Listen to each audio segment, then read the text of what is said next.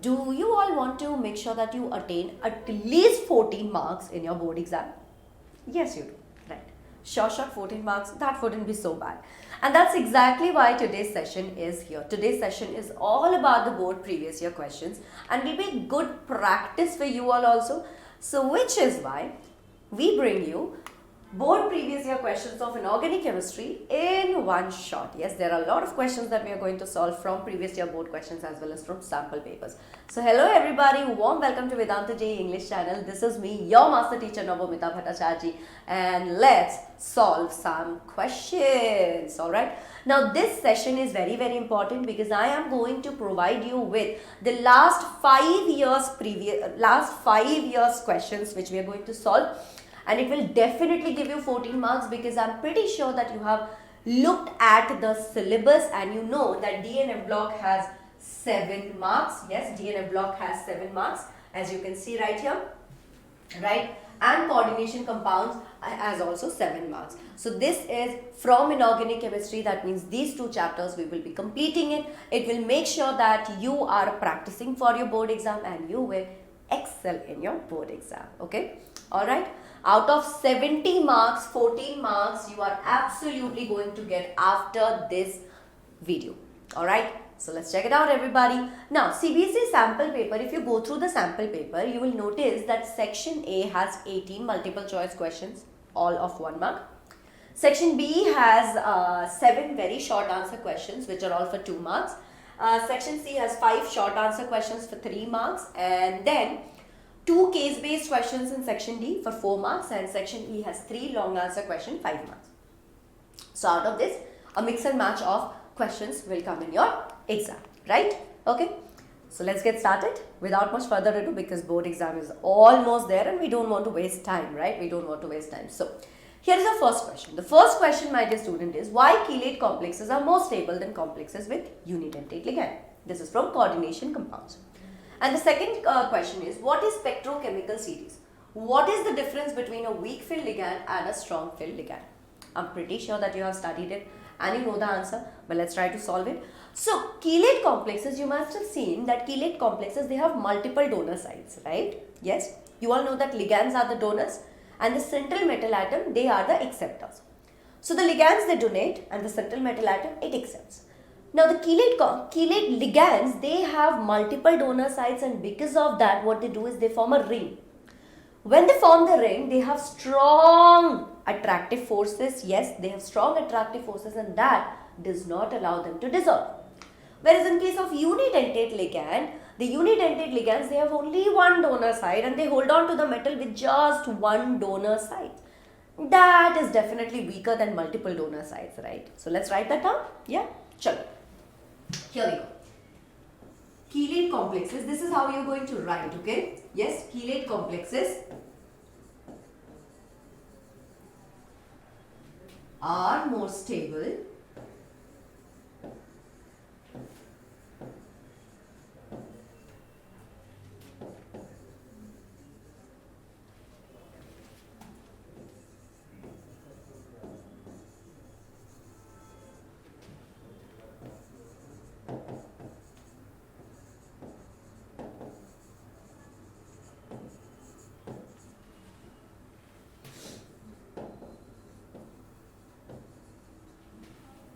because they form rings with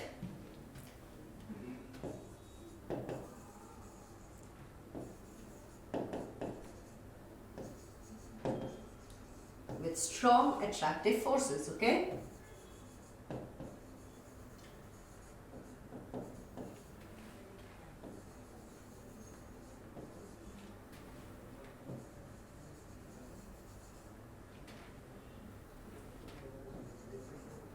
Whereas unidentate ligands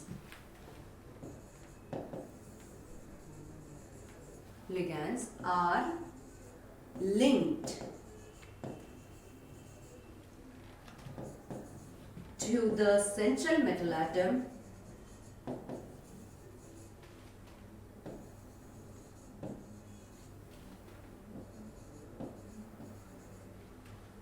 through single donor site. Through single donor site.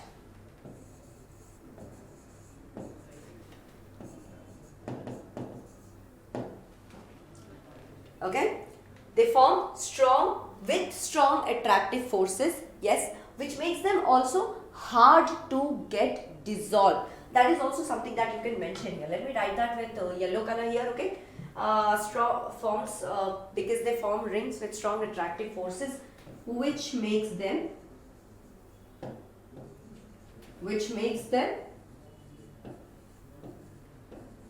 hard to dissolve.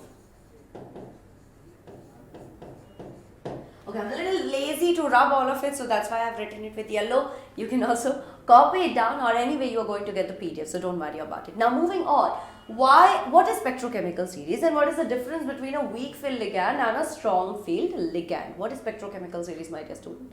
Spectrochemical series basically contains most common ligands, yes, most common ligands, and based on the crystal field splitting energy, right, based on the crystal field splitting energy, increasing order of crystal field splitting energy, they are organized in a series. That's it, as simple as that. So let's write it down here, okay. What is spectrochemical series? Yeah, spectrochemical series, a series that contains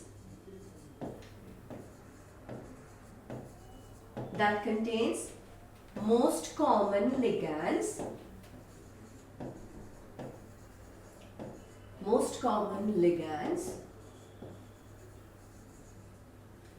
arranged in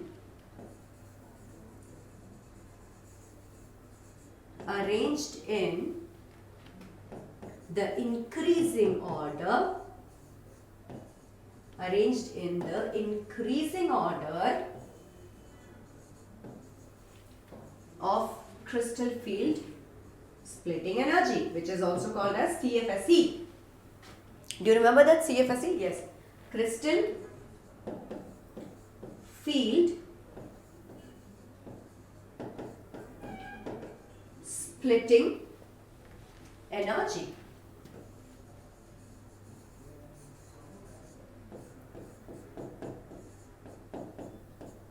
Alright, now there is a way to remember it as well, okay, there is a way to remember it. I'll write that down, but here let's write down the difference between weak field ligand and strong field ligand.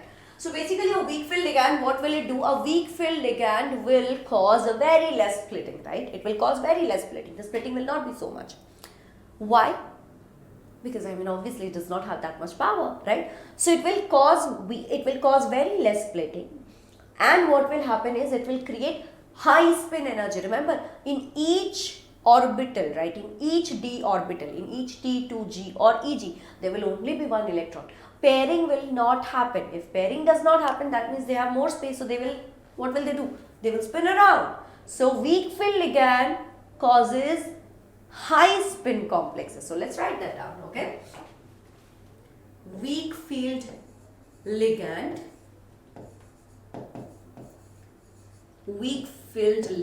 what do they do? Weak field ligand, what do they do? They make high spin complexes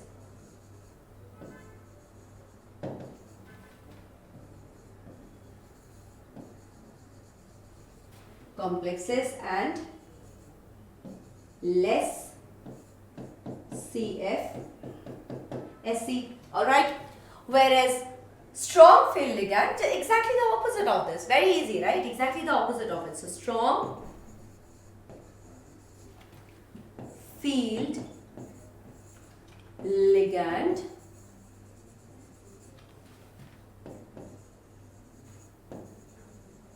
they make low spin. That means pairing of electrons happen here, okay? Pairing of electrons. You will find that T2G will have 2, 2, 2, 2 electrons, right? Yes, it won't have one electron, but it will have 2, 2, 2 electrons, right? So let's write that down. They make low spin complexes and more CF Se. Now, let me give you a trick of how to remember the spectrochemical series. Okay, so let's write that down. Okay, let's write that down. Here you go. It is I. Okay, I be so cute and so fine. Okay, I be so cute and so fine. Full stop. Okay. And then you write, O ox near water. O ox near water, never enter a mine, easily can cover. Okay, it's very stupid one, but still. O ox near water, never enter a mine, can easily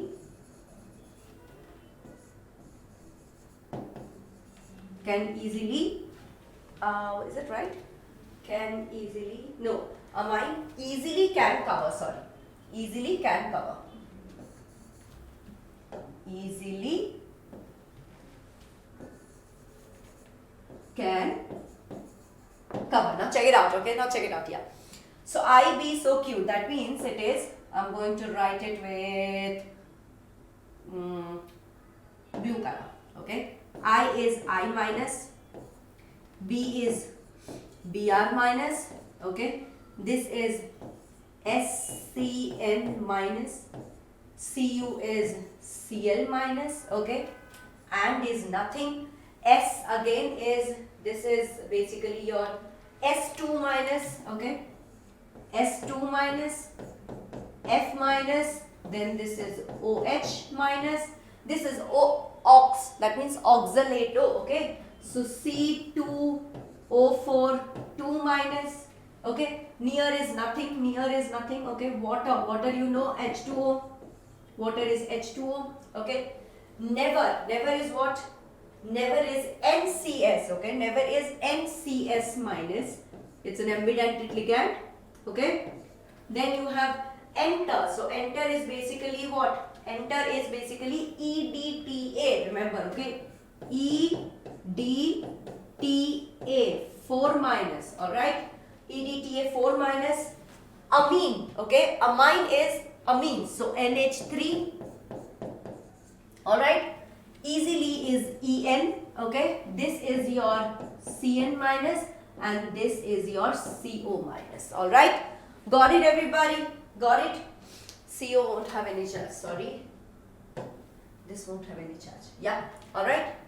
So this is your spectrochemical series, okay? I mean, it's a very stupid mnemonic, but I couldn't come up with anything. That made sense, but I thought that this was the only funny one which you could remember. I be so cute and so fine.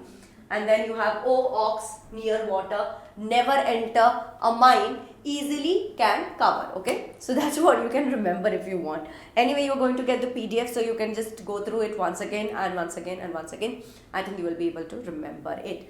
Let's go to the next question. Wow, have I really written this? This looks pretty. I didn't know that I could write pretty. I think it took me a lot of practice to write on the board, and only now it looks a little presentable. All this while, I'm pretty sure that you went through the notes and you were like, what, ma'am, seriously, do you write like this? Anyway, slowly and steadily getting better. Moving on to the next question. Okay. Account for the following. Separation of mixture of lanthanoid element is difficult, and the next question, the part 2 of this question, is the E naught value for M2 plus M value for copper is positive. Oh my god, we have done this so many times, isn't it? So let's take a look at it. Let me write down from here only. Answer 1. Answer 1. Do you remember, guys? Do you remember? What is this? Lanthanoid. The moment a question from lanthanoid comes, the first thing that your mind should go to is lanthanoid contraction, and that's exactly is the answer here. Yes. So because of lanthanoid contraction, their sizes are so similar and the chemical properties are also so similar that they all exist in the nature also together, and it's very difficult to separate them, right? So that's what we're going to write. So the first answer will be due to lanthanoid contraction.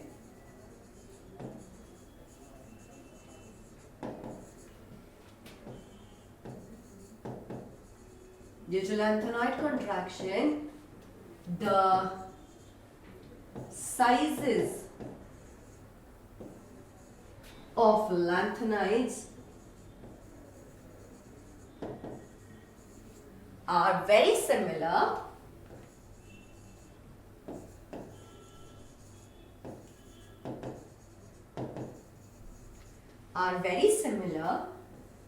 and so are their chemical properties. By the way, please make a note, THEIR, you don't write THERE. Okay, a little bit of English lesson here, my dear students. THER is possessive, their, unka, okay? Alright, in Hindi, unka, okay? There means right over there, it's a place, yeah? THERE means a place, you're talking about a place, like wahan pe rakha. There I kept it, and THEIR is like ours, there, okay? Alright? So are their chemical properties.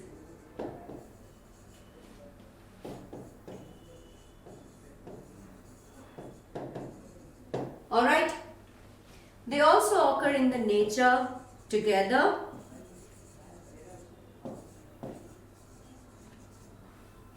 Occur or exist, whatever you want to write, okay? They also occur. Let's write exist. I think exist is a better word, isn't it? Exist is a better word. Let's write exist, yeah. They also exist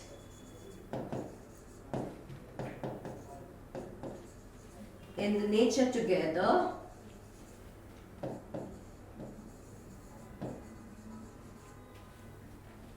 Hence, it is very difficult to separate them. It is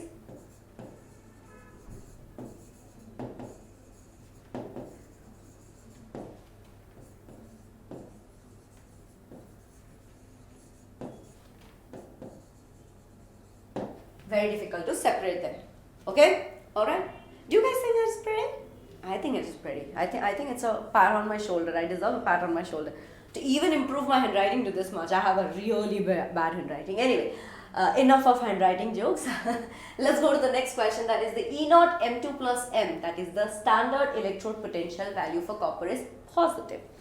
Why so? Shall I write the answer here? Let me write the answer here, okay? So the E naught value for copper is positive because if you remember, the standard electrode potential is actually the summation of sublimation of energy. The standard electrode potential is actually the summation, the addition, the combination of three things.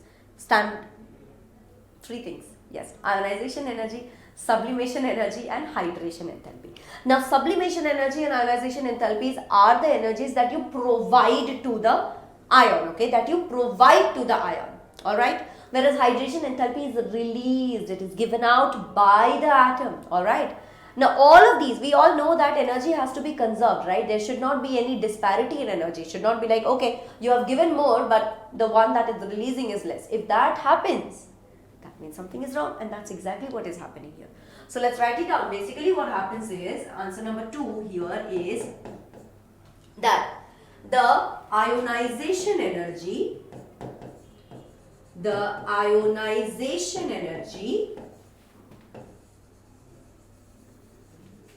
and the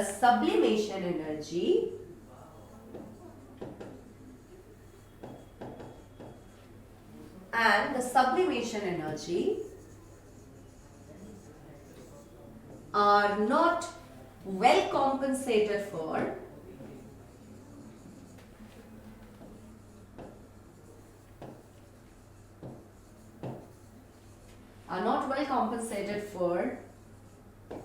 by the hydration enthalpy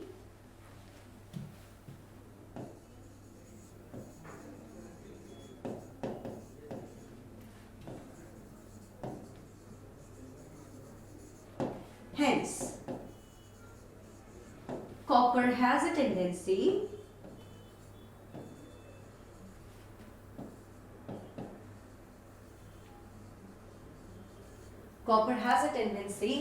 to get converted to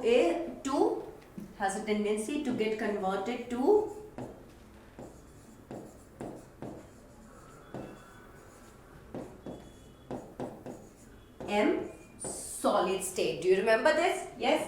Do you remember this? Yes, everybody. So this is what is the answer. Now let's move on to the next question. We're not gonna waste a single minute, okay? Not a single minute. Write the formula of the following complex using IUPAC norms. Yes. Dichlorobisethane 1,2-diamine cobalt 3. Alright. So the first thing first that we are going to do is we have to start with the cation. And here everything is cation because there is nothing that is written as the anion, right? There is no counter ion that is written in the IUPAC name. We have to write down the formula. The name is already given. Let's start with the square bracket. The first thing we are going to do is write down the central metal atom, that is cobalt. Okay, so we have noted down cobalt. After that, in alphabetical order, we are going to write down the ligand's name. So it is dichlorobis. Dichloro, that means Cl2. Okay, bis means ethane 1,2-diamine is 2 times. Ethane 1,2-diamine, this is a bidentate ligand. Do you remember? I hope that you remember, right? So we can write this as En, okay, En bis, so 2. Alright, let's close it. Now we are going to do the oxidation state. Do you know how to find out? We're going to do the ulta of oxidation state because oxidation state is given here. We want to find out the overall charge, okay. What do we want to do? We want to find out the overall charge. For that, what we're going to do is CO already is in the third oxidation state, right? So that means we know that it is 3 plus 2 into minus 1. En is a neutral ligand, no charge, so plus 2 into 0. Yes, overall we should let's equate it to x. Let's equate it to x because that's what we want to find out. So that means 3 plus 2 into minus 1, that means minus 2. This will be 0 is equal to x. So x is equal to what? Plus 1, right? So that means this is in the plus 1 state. Okay, this is in plus 1 state. Actually, we're not going to write that. How are we going to write? We're going to write 1 plus. Okay, 1 plus. That will be our overall charge. 1 plus. That's how you write. Okay, that's how you write. Easy? Easy peasy biryani is tasty. Write it down in the chat box, everybody. Write it down. Yes, I want to see easy peasy biryani is tasty. By the way, I do watch this session with you, okay? So I'm going to catch you if you're not writing. Do write that down.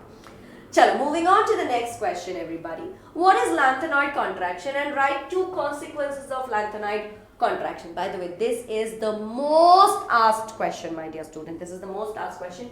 Here it was written as CBSE. This is your CBSE. It has been asked in 2020-22. It has been asked in 2015. It has been asked in 2013. It has been asked in 2012. Okay, 2012, and it has been asked in 2009. So do you see 1, 2, 3, 4, 5 times in the past 5 years questions you will be able to see this. So let's not skip this at all. And it's an easy question, right? It's a very easy peasy biryani question, like what do you call? Laddu question, halwa question, whatever you call it. It's like that. Lanthanoid contraction. What is it? Everybody knows it. The answer, my dear student, is basically a gradual increase or gradual decrease. A gradual decrease in the size. Gradual decrease in the size of lanthanoids with increase in atomic number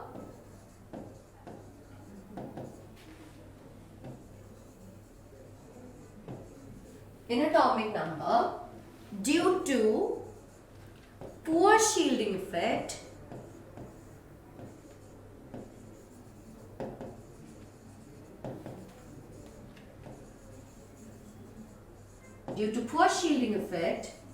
of what? F orbitals. Yes, due to poor shielding effect of F orbitals is called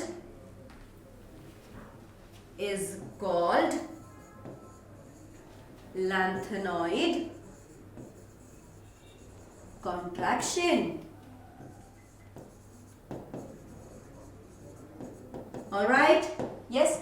Now, what are the consequences? What happens due to lanthanoid contraction? I clearly remember that I had taught you this very well, and I told you that lanthanoid contraction does not only have the consequences in the lanthanoid series, but the consequences of contraction is actually seen in the d orbital, that in the d block elements, in the transition elements, where you see that zirconium, hafnium, niobium, tantalum, yes, molybdenum and tungsten, they all have similar sizes, yes. That means that the 4D series and the 5D series, they have almost similar sizes. That's one consequences. And the second one is, it's very difficult to separate them. It's very difficult to separate them because they all exist in the nature together.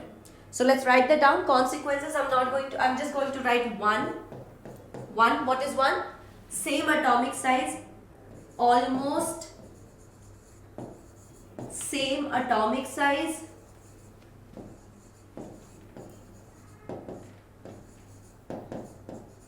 yes, almost same atomic size of zirconium and hafnium, niobium and tantalum, molybdenum and tungsten. Sorry, why did I write T? That's a mistake. That's a rookie mistake actually. That's a rookie mistake, absolutely rookie mistake, because I was saying that I wrote it. It should be W, okay? It should be W. See how your mind told you to write T? Don't do that. It's W. The symbol is W, okay? And the second one, they all exist in the nature similarly, exist in the nature together. Please do excuse me, I'm actually under a lot of medication because I have sore throat, I had fever. So I'm under cetirizine and Calpol and all of these, so a little high on medicines. Okay, let's write that down. Almost same atomic size, zirconium and hafnium. Okay, and second one was they exist in the nature together. Yeah. Who are they? Lanthanoids. Okay. They exist in the nature together. You could also write that it's very hard to separate them, you know, it's very hard, difficult to separate them. All of these also you can write. So there are a lot of consequences which you will see. Moving on to the next question. Account for the following. Transition metals and their compounds, they act as a good catalyst. Do you know why? Of course we know. Of course we know. Yes, we know. Anyway, second question of this is europium is a strong reducing agent, and the third one is chromium is hard whereas zinc is a soft metal. Chalo, let's start writing.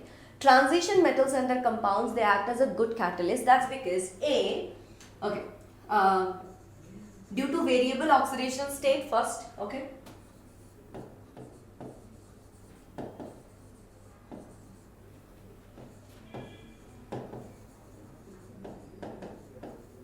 Due to variable oxidation state and they provide surface area, they provide great surface area for other elements to get absorbed, not absorbed, absorbed, okay, and they provide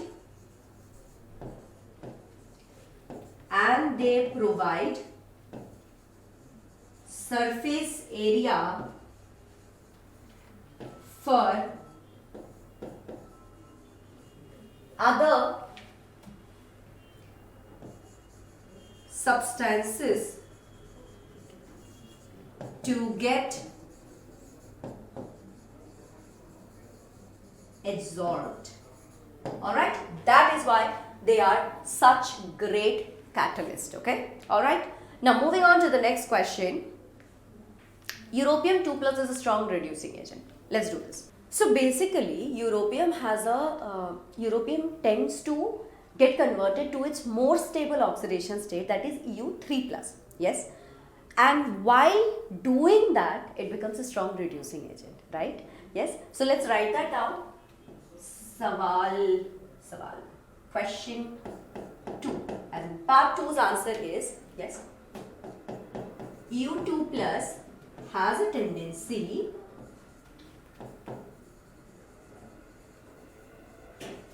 to get converted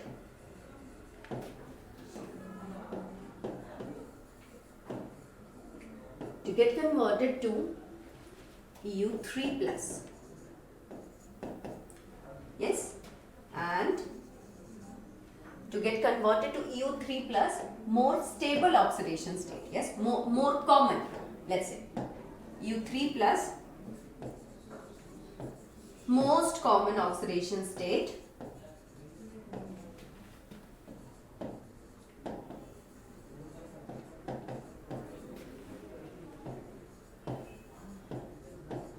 Hence,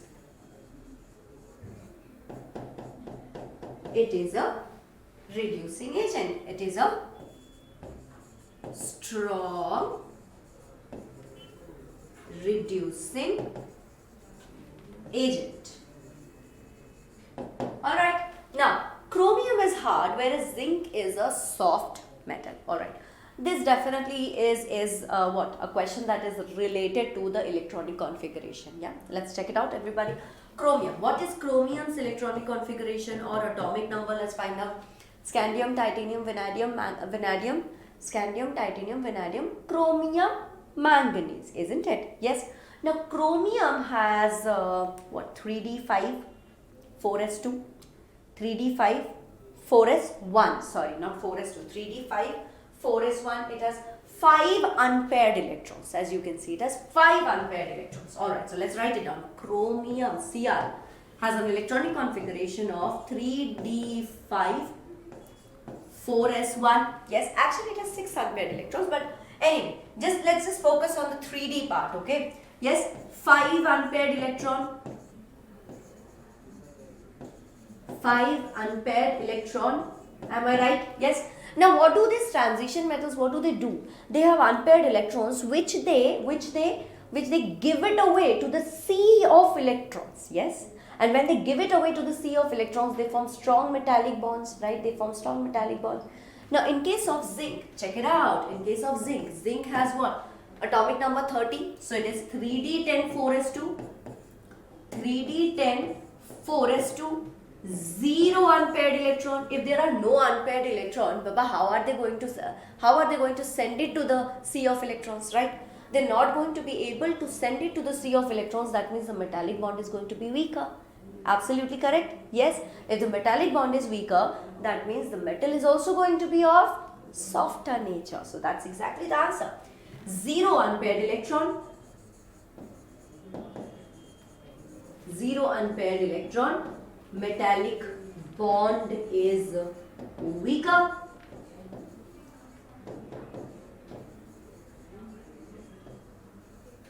Metallic bond is weaker, hence it is a soft metal. Can you write that down? Because I don't have space anymore. I'm not writing that down, but I think you will be able to write that. Just have to remember that much part, okay? Because it has 0 unpaired electron. It has weaker metallic bond, which makes it a softer metal, whereas chromium is a hard metal because it has 5 unpaired electrons which are donated to the sea of electrons where they can form metallic bond. It's strong metallic bond in fact, and that's why it is a hard metal. Correct, everybody? Great, amazing, no doubt. Easy peasy biryani is tasty. Amazing. Let's move forward. Now, I had told you a lot of times, guys, that please do remember this graph. This graph is, it's not very hard, it's not very tough also, right? It's not very tough at all, but it's just that this is a very important graph. It's a very important graph. And see, lo and behold, it is a part of your previous year question. So we're not going to skip it. Now, which element in 3D series has lowest enthalpy of atomization? Let's write it. Of course, it is zinc.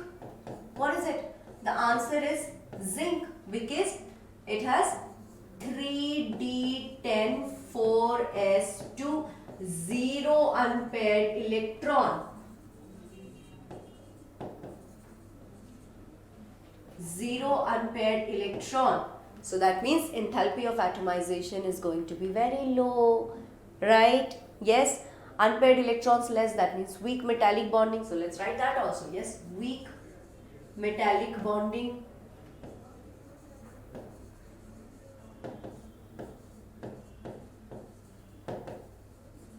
Alright, weak metallic bonding. Yes, that is why you can easily break the metallic bond and you can make it into a gaseous form. Next question. What is the second part? The second part is asking you, why do metals of the second and third series have greater enthalpies of atomization?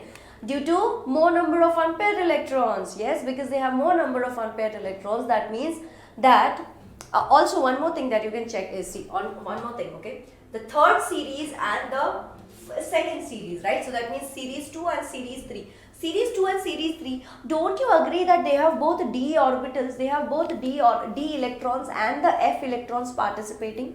Yes, both d and f electrons are going to be there. There will be unpaired electrons from both d and f which are going to participate, right? Yes, and because of that they will have a higher enthalpy of atomization. So let's write it down, yes. So the answer is going to be, electrons are filled in d orbitals. Yes, electrons are filled in d orbitals and the shielding effect of f orbital is lower than that of d orbital. Okay, let's write it down. Basically, electrons are filled in d and f orbitals. Yes, d and f orbitals, and f orbitals have a really poor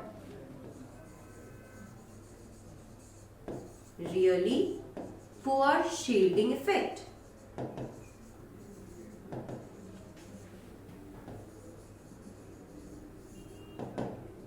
Which is why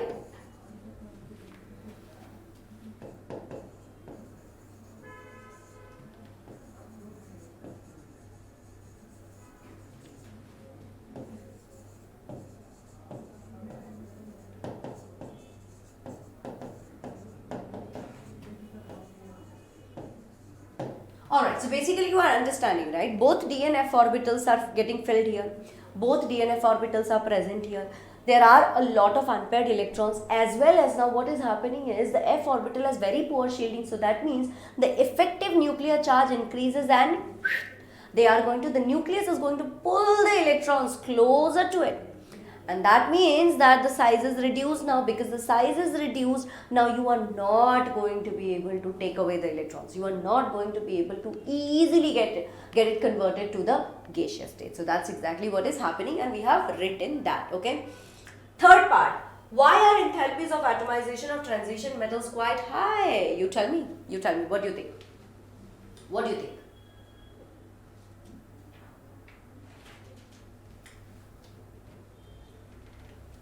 I've just told you. Yeah, what do you think? Alright, 3, 2, 1. The answer definitely is, my dear student, due to higher unpaired electrons. There are high number of unpaired electrons. There are a lot of unpaired electrons present in the d orbitals, isn't it? There are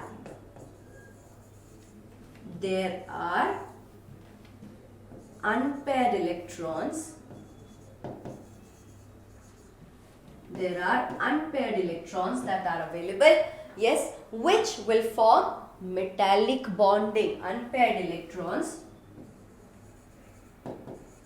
which form strong metallic bonding.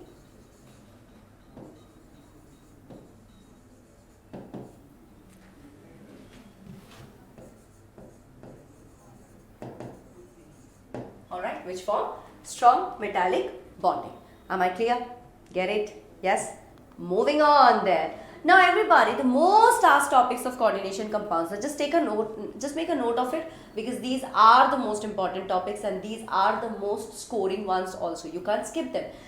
I mean, you can skip them. It's not like a hard and bound rule, but I would suggest you don't skip them, because these are the sure shot marks that you're going to get. Nomenclature. It's very easy. It's just 4 to 5 set of rules that you have to remember, and you can easily snap. In a snap you can solve the question, isn't it? So don't forget that isomerism in coordination compound, basically, remember that structural isomerism, stereoisomerism, geometrical isomerism, optical isomerism, linkage isomerism, coordination isomerism, yes, all of that. Yes, these topic is very important. Valence bond theory, definitely don't forget it. Okay, definitely don't forget it. Crystal field theory, no way. That is the most important part of this chapter. I mean, we find coordination compound to be a little tougher only because of crystal field theory. This is the most important part. So these are the things that you are not going to skip at all from coordination compound. Okay, from coordination compound. Rest, if you want to give it away also, it's fine, but do not forget this. Chalo. Moving on. Now, let's do calculate the spin only magnetic moment of the complex FeH2O6 2 plus. Atomic number is given. Okay, let's do this. Let's do it. Let's do part by part. Okay, FeH2O6. Now, Fe atomic number is given as 26. That means what is the electronic configuration? It is 3d6 4s2. Am I right? Or am I right? I am right. Okay. Now FeH2O6 2 plus. So Fe in plus 2 state is basically 3d6. Yes. Now for 3d6, if I draw the orbitals like this, then it is going to be 1, 2, 3, 4, 5. So 1, 2, 3, 4, 5 and 6. So there are 4 number of unpaired electrons. What is the formula? The formula, my dear student, is mu is equal to n plus 2 root over, yes, and what is n? N is basically your number of unpaired electrons. So that means that 4 plus 2, yes, so 4 plus 2 is 6, 6 into 4 is 24, that means it is root over 24. Now 5 5s are 25, isn't it? 5 into 5 is 25, so it cannot be 5, the value cannot be 5, yes, so it has to be somewhat a little less than 5. So maybe it is what, 4.89 Bohr magneton. Okay, don't forget the unit, guys. Do not forget the unit at all, because unit always carries at least half marks. Don't miss out on the unit, you will lose out on marks. Always remember the unit. Anyway, moving on to the next question. Which out of the following two complexes is more stable and why? Shall we do it? I've done the solution already in the previous one, so let's check it out. I think let's start solving from here. Which of the following has more stable? COF6 3 minus, COC2O4 3 minus. Let's do it. Okay. COF6, okay, cobalt. What is cobalt's atomic number? Scandium, titanium, vanadium, chromium, manganese, iron, cobalt. So that means it is 27, okay, 27. If it is 27, that means it is 3d7 4s2. Now we see that it is 3 minus here, that means that what is it going to be? Oxidation state is going to be 3 plus, yes, CO. You can calculate it if you want, but I know that it is going to be plus 3, right? So CO plus 3, that means 2 from here gone, 1 from here gone, it is going to be 3d6. Yes, if it is 3d6, that means I'll have to draw the orbitals somewhat like this. 1, 2, 3, 4, 5, okay? 1, 2, 3, 4, 5, yeah. So 1, 2, 3, 4, 5 and 6. Now F, fluorine is a weak field ligand, right? So it's not going to pair it up. It is not going to pair up the electrons. If it does not pair up the electrons, so that means the F6 fluorine, they will have to take the outer orbital. Yes, this is 3d here, this is S, this is P3 and 6, right? So it needs 6 what? 6 rooms. It will require 6 orbitals. So S, P3 and it will require 1, 2, 3, 4 and 5, right? So D2. So this is what it is going to take. Yes, this is what it is going to take. Alright. So there are no unpaired, there are 4 unpaired electrons. No pairing has happened. Yes, so can I write here it is sp3 D2 hybridization.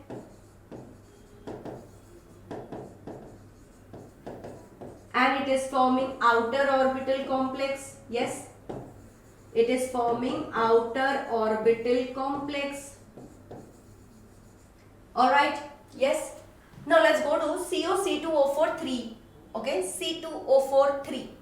So C2O43, CO is once again in +3 oxidation state, as you can see. Okay, it is going to be again in +3 oxidation state. Am I right? Yes, absolutely. If it is in +3 oxidation state, that means it is again once again 3D6. Okay, I will be drawing 3D6, but it is already drawn. Now C2O4 oxalate is a stronger ligand than F6, right? It is definitely a strong field ligand compared to fluorine. Am I right? That means pairing will happen. So 1, 2, 3, 4, 5. Yes.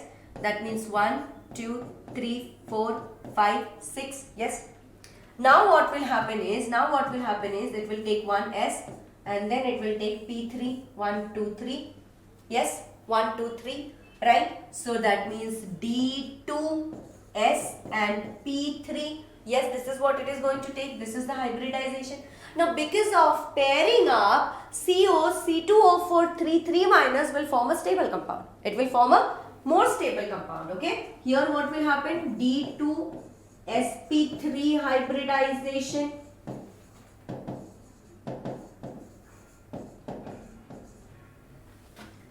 Inner orbital complex.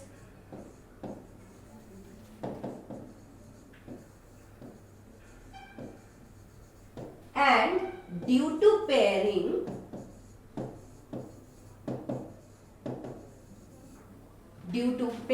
of electrons, it will form more stable complex.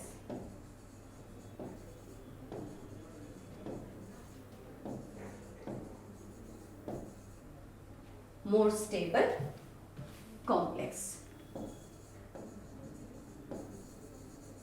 Alright, it will form more stable complex. Do we understand this? Yes. Now, IUPAC name of PTNH3 2Cl. Alright, I think let's do it here somewhere.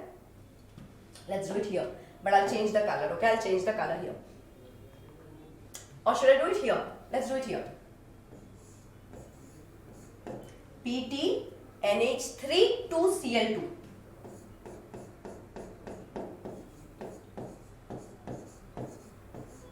Yes guys, this is the question. Yeah. So you have to find out the IUPAC name. The first thing that we do for IUPAC name is what? We have to find the oxidation state, okay? Or OS of platinum. Let's find it out. We will write X. NH3 is a neutral ligand, no charge. So that means +2 into 0. Yes. +2 into -1. Overall charge is not given, so let's write it as equal to 0. That means 2 zeros are 0. This is 2 minus 2. This will go that side, which means that X is equal to +2. Okay. Now let's write the name of it. What is the name? The name is definitely going to be alphabetical if you remember. So diamine,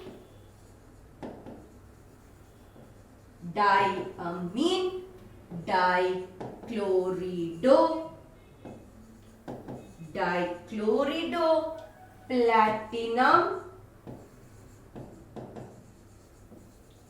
platinum 2. That's it.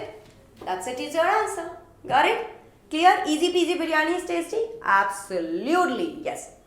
Now, this question might seem a little tough, but if once you read it, you will understand. I've taught you this also. This is what delta octahedral. P is what pairing energy. Do you remember? If delta octahedral is less than pairing energy, that means what will happen? It will create a high spin complex. It will create a high spin complex. So you have to write that for D4 electronic configuration. Okay. For D4 electronic configuration, let's do it, my dear student. Yes. D4 delta octahedral is less than P, which means A will have T2G3 EG1. That's it. That's it. There will not be any pairing. Yes, there will not be any pairing. Okay. Yes, but if delta octahedral is greater than pairing energy, that means the splitting is more, then pairing will happen. Okay. Yes, here what is happening? Pairing energy is more. Pairing energy, to pair up the electrons, it will take more effort. Yes, but delta octahedral splitting is very less. So everybody will want to occupy their own rooms and they will all go up and they will take their own rooms. Got it? Yes? Understood? So this is going to be your configuration. Next, using valence bond theory, you have to predict the hybridization and the magnetic character of NiCN4 2-. Let's do it, guys. So this one I have already solved. What is the answer here? T2G 3 EG1. Okay. Now let's go to the second one, using valence bond theory. Okay. All right. First things first, everybody. NiCN4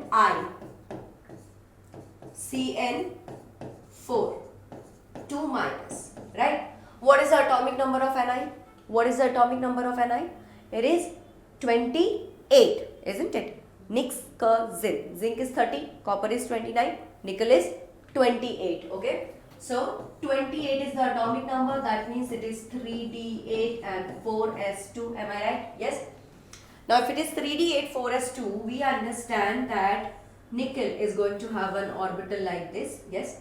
1, 2, 3, 4, 5. So 1, 2, 3, 4, 5. Now imagine nickel is also in +2 state, right? So Ni in +2 state, 4s2 will go. 4s2 will go. Let's write it down here again. Ni in +2 state will be 3d8 only, right? 4s2 will go away. So for 3d8, 1, 2, 3, 4, 5, 6, 7, 8. Correct? Now Cn is CN4. CN4. Alright. Also Cn is a strong fill ligand. We know that Cn is a strong fill ligand, right? So that means this will pair up. Yes. Once this pairs up, then what will happen?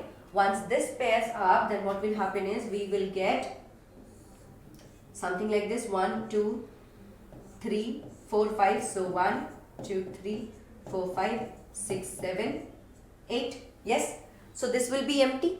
If this is empty, now Cn needs 4 rooms. So D, S, and then it will take 1 to P2.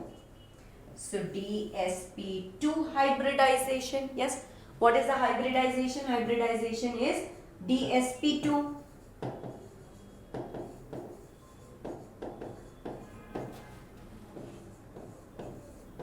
Now, take a look at it. Take a look at it. Do you have any unpaired electrons? No unpaired electrons. So that means diamagnetic, isn't it? We know this. Very easy. Yes. No unpaired electrons. So diamagnetic. Okay. Diamagnetic. Wrong spelling. Magnetic. Netic. Okay. No unpaired electrons, so diamagnetic. Clear? Everybody clear? Do we have another question here? Yeah. Write the formula of the following complex using IUPAC norms. Okay, let's do it here. What is it? Dichloro bis ethane 1,2-diamine cobalt 3. Once again, I think it's the same question, right? It's the same question. So this is repeated. Correct? Chalo, anyway, let's write. Let me do this. Cobalt. Okay, first we will write cobalt. Then we will write Cl2. All right. Then we will do En2. All right. Then cobalt is already in +3 oxidation state. So what we will do is we will have to find the overall charge. To find out the overall charge, we know that cobalt is in +3 oxidation state. So 3 minus 2, En is a neutral ligand, is equal to X. So X is equal to +1 or 1 plus. This is the answer. Okay, this is how you are going to do this. Very easy. See, all of them are really easy. There is nothing to worry about. All of you are going to get definitely more than 98% in your exam. I can guarantee that. I think so. I don't know how much you are studying. Anyway, moving on. Write the IUPAC name of the following complex. K2PdCl4. Let's do it. Very easy. Number 1. Firstly, what do we have to do? We have to find the oxidation state of palladium. Okay. Palladium will be denoted with X. So X plus 4 minus 1 is equal to, now K2 here, that means this will be negative minus 2. Am I right? Which means that X is equal to minus 4 will go that side. It will become plus 4. Plus 4 minus 2 is plus 2. Clear? Yes? Now let's write down the name. So first we will write the cation, right? The cation is potassium. potassium. Alright, then we write tetrachlorido,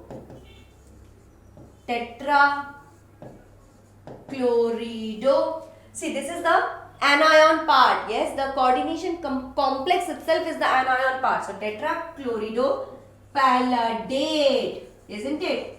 Palladate, and then within bracket this. That's it, is your answer. Okay. Okay, now let's go to the next question. The second part is, using crystal field theory, write the electronic configuration of D5 ion. See, delta octahedral is greater than pairing energy. That means pairing energy is less. Pairing energy is less.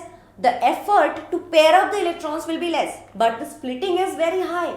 So that means what will we have? Yes, take a look at it. Delta O is greater than P. That means pairing energy is less, but delta octahedral splitting is more, CFSE is more.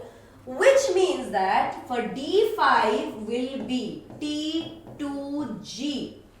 T2G 5, my dear student, and EG will be 0. All the 5 electrons will try and manage, they will just like scooch over, even I want to join in, So all of them will get into that T2G, the lower level only, okay, they will get into the lower level only. On the EG level, they will not go, because like I said, pairing energy is less. The effort to pair the electrons is lesser. Splitting is so much that they don't want to jump onto the EG level at all, okay. Now coming to what are homoleptic complexes, yes. When a central metal atom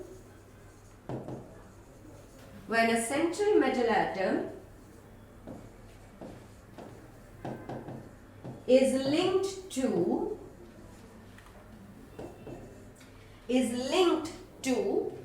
same kind of ligand or same type of ligand,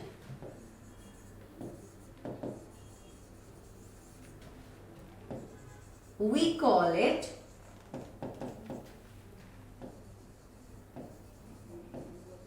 homoleptic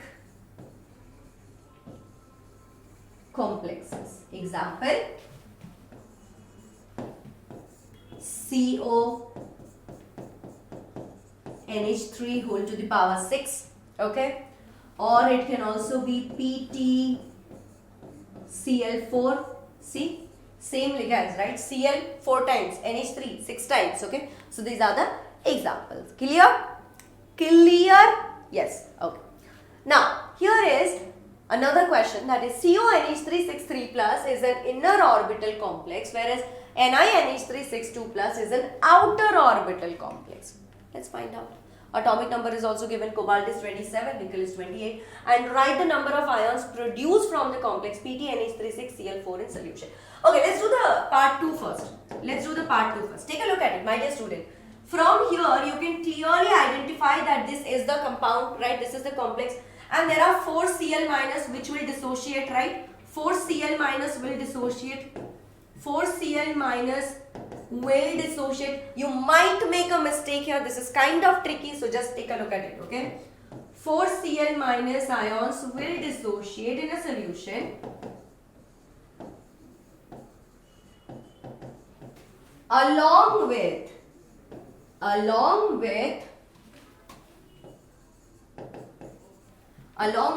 one cation, which is your PtNH3 whole 6, isn't it? This cation will also come.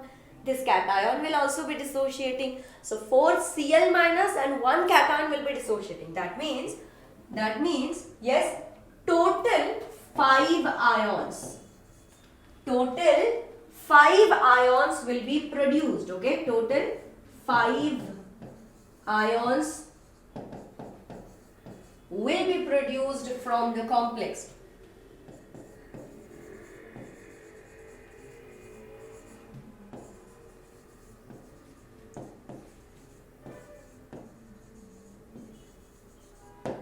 Alright, got it? Clear? Great. Now let's do the first one here, okay? CONH3 is an inner orbital complex Where is NiNH3? Let's find it out. CO is 27, it's given already, and CO in +3 state. Okay, so CO in +3 state, what will it be? 27, so 3d7, 4s2, but +3 state, that means it is 3d6. Okay, now Ni is in +2 state, isn't it? +2 state, yes, +2 state, so 28, that means it is 3d8 system. Yes, 3d8 system. Now here, check it out. Okay, check it out. 3d6, so right, 5 orbitals here. 3d6, so 1, 2, 3, 4, 5 and 6, right? Now NH3 is a strong ligand. NH3 will definitely pair it up, so that means this will happen. Pairing up will happen. Yes. Once it pairs up, then what will you have? You will have 1, 2, 3, 4 and 5. Yes. So 1, 2, 3, 4, 5, 6. Yes. So it will have D2, NH3, 6. NH3 requires 6 orbitals, right? So 1, 2, S, and then check it out, P3. P3. So this is the hybridization. Yes. D2sp3. D2sp3 hybridization. sp3 hybridization. Yes. So this becomes what? This becomes an inner orbital complex. Inner orbital complex. Alright. Now let's check it out here. Okay. This is 3d8. Alright. So let's draw 3d8. Okay. So 1, 2, 3, 4, 5, 6, 7, 8. Now here also NH3 is only the ligand. Ligand is same. That means here also pairing up will happen. Great. After pairing up, now check it out. 1, 2, 3, 4, 5, right? After pairing up, 1, 2, 3, 4, 5, 6, 7, 8.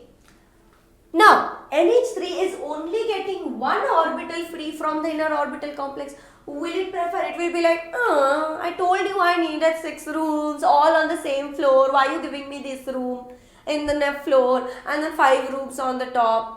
You know how people do that? Like when all the friends go together, they're like, no, I need all the rooms in the same floor. So they're not going to take this room. Instead, what will they do is, instead they will take the next available. So that is S, P3, and what they will do is from the next d orbital, they will take d2. Okay, so sp3 d2. Okay, sp3 d2. So let's write it down here. Let's write it down. Let me change the color and let's write it down here. Yes, because one available orbital in 3D, NH3 prefers sp3d2. Okay, which is why it forms an outer orbital complex. Clear? Yes? Clear hai? This is also easy, right? This is also easy. It does not want to take this. This is unacceptable. It wants all of them on the same floor. So now see 4s, 4p3 and 4d2. It will take that. Okay, it will occupy those orbitals. Next, everybody, write the number of ions. Oh, acha, this we have already done, right? I've already told you this. Now, out of the following transition elements, the maximum number of oxidation states are shown by. Hey, look at this, and you know the answer. I know you know the answer, everybody. Do you remember that table of oxidation states? Mn plus 7. Remember? Mn can show, manganese can show +2 to +7 oxidation state. It can show the highest number of oxidation states. We all know this. We all know this. This is what general knowledge, yeah? So no missing out marks on this. What do I solve here? There is nothing to solve. Everybody knows this. Everybody knows that table, right? That's what general information. It's available right there in your NCERT. If you haven't read it, please do read it. Please do read it. Don't skip it. Or you can just go through the DNF block lectures that is present in this channel. Just go through them at 1.5x. I think you will be able to solve this question. Cool? Moving on. So what is the best way to learn any topic? Let me tell you that also. Let me give you some gyan, some topic related, and some what do you call that, strategies as in how to best way to learn. So I think the best way to learn is, first of all, you choose a concept that you want to learn. Okay. Now, if you are starting right in the morning, then first study the tougher ones. First study the tougher topics. Okay, and then keep the easier ones for the later, because then it will feel like a reinforcement. It will feel like a reward that, okay, I have already used up my mental bandwidth in learning this tough topic, but now I can do the easy one. And inorganic is definitely easy. I mean, I'm teaching you. I guess it's easy, right? Now, teach it to yourself or someone else. Oh, that's the best one. That's always the best one. You never learn as much as you learn while you are teaching. Yeah. Seriously. You never learn as much as you learn while you are teaching. Every time you are teaching, you learn a new concept, and it's very easy. So even if you have no one, in fact, I used to do that. Yeah, I used to do that. I had this small doll when I was very young, not now. When I was really, really young, I had a very small doll, and I used to come from school and I used to teach everything. Like, I used to teach that doll every single thing that I learned. All the homeworks, I used to ask it, like, you do the homework. But obviously that was a doll. It was an innate, non-living objects. It couldn't do. So challenging my doll, I used to do all the homework very easily. I think you can also take notes from there, and you can also do it. Moving on. Third will be return to the source material if you get stuck. Try to solve it without looking at the book, but if you get stuck, then please do return. Check it out. See once. Observe what mistake you made. Once you know that, then you can simplify your explanation and you can create your own analogies, like how we did that spectrochemical series. It's very hard to learn.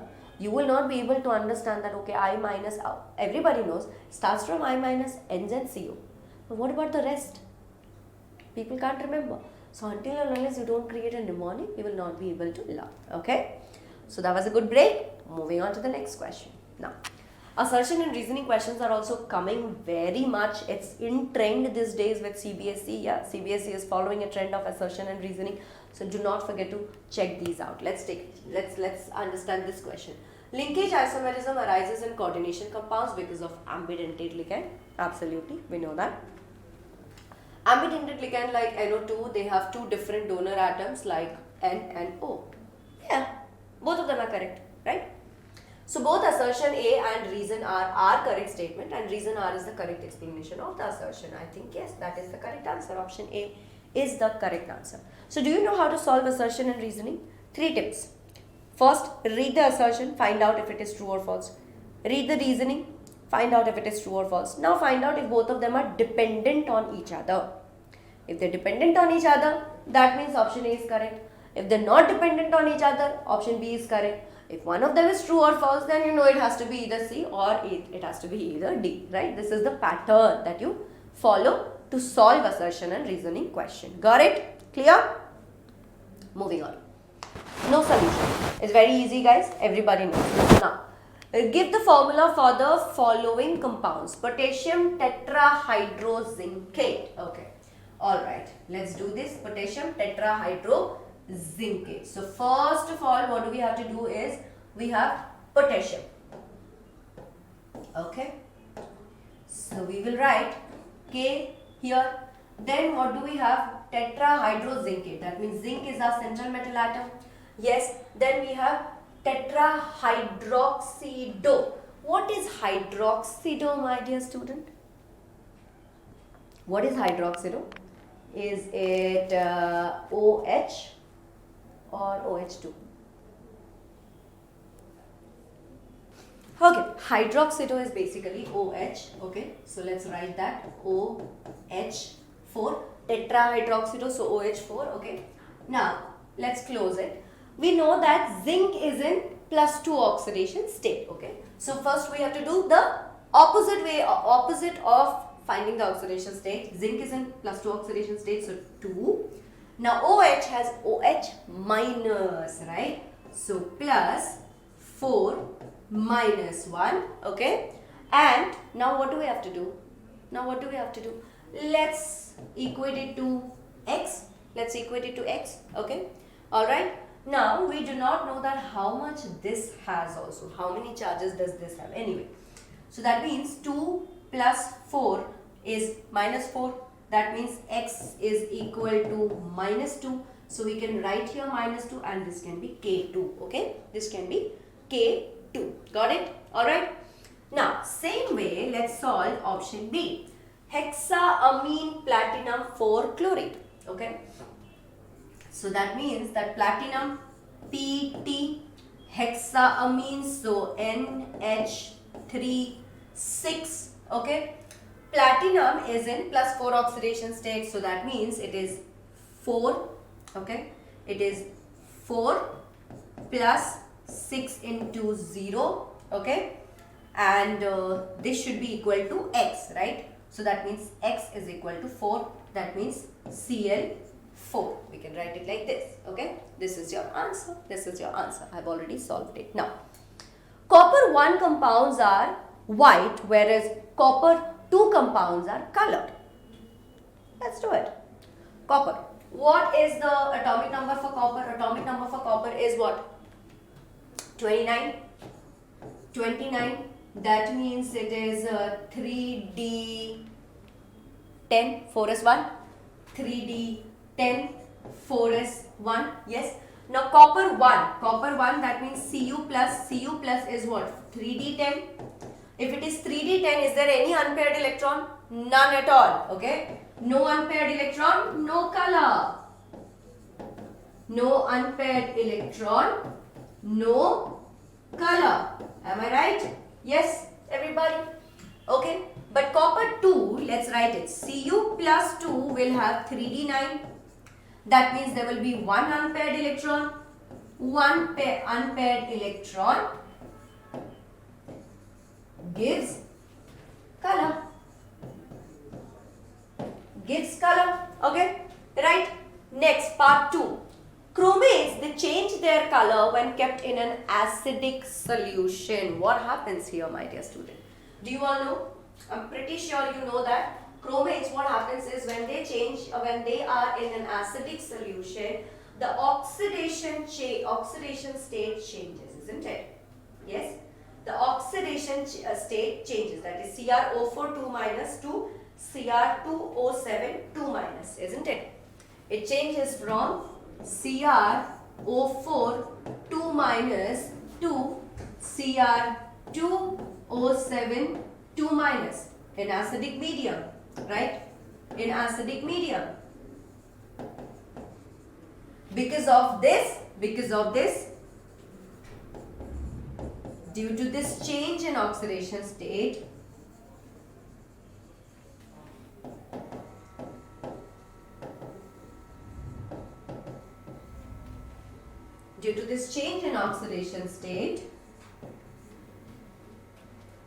color also changes.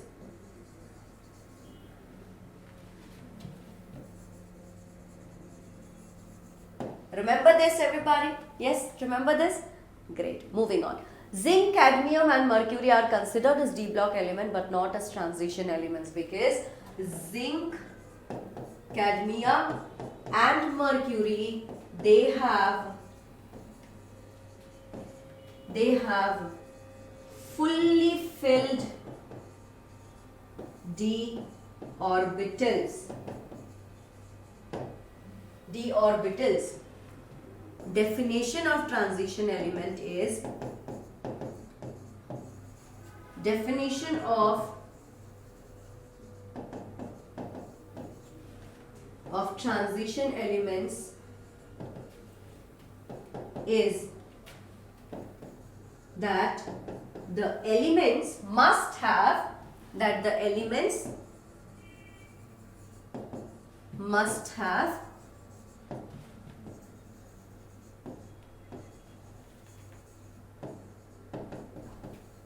half filled or partially filled d orbitals, right?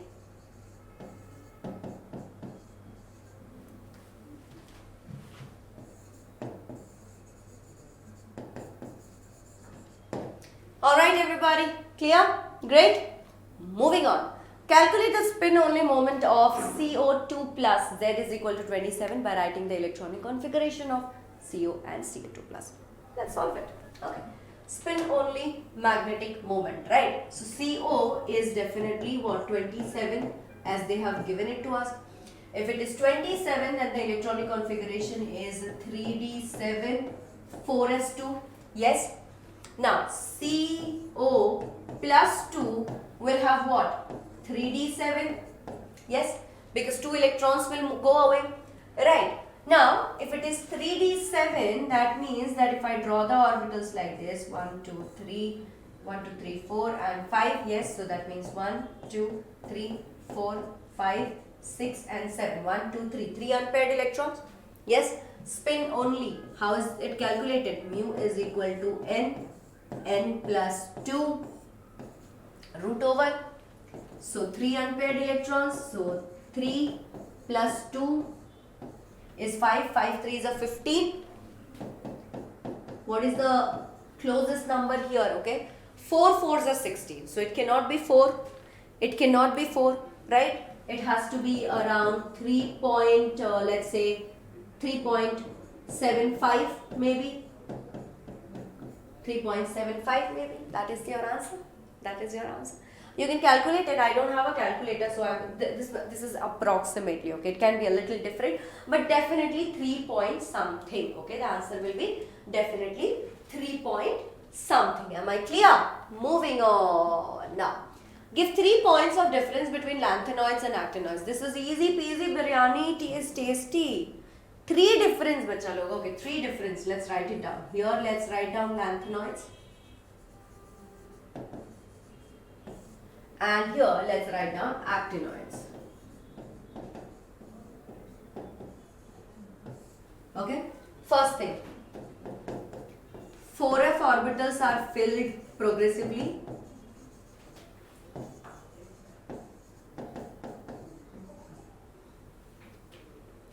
Yes, progressively.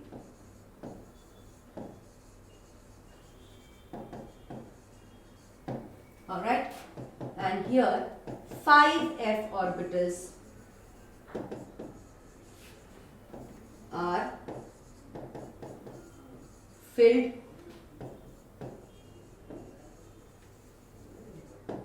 progressively.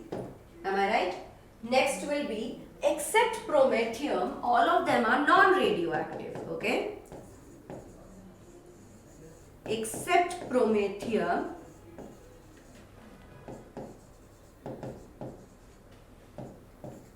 all are non-radioactive.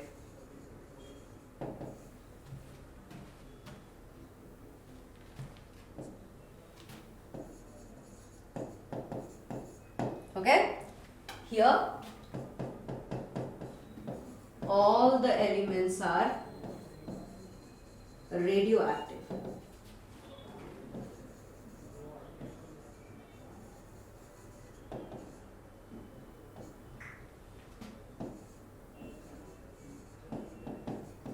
Now, third point. See, third point is that they have I am writing here that they have low tendency to form complex, whereas they have greater tendency to form complexes. But you could also write that about, you could also write about their atomic numbers or so on like this. Okay, but I think that this is a better one to write. So, low tendency to form complexes.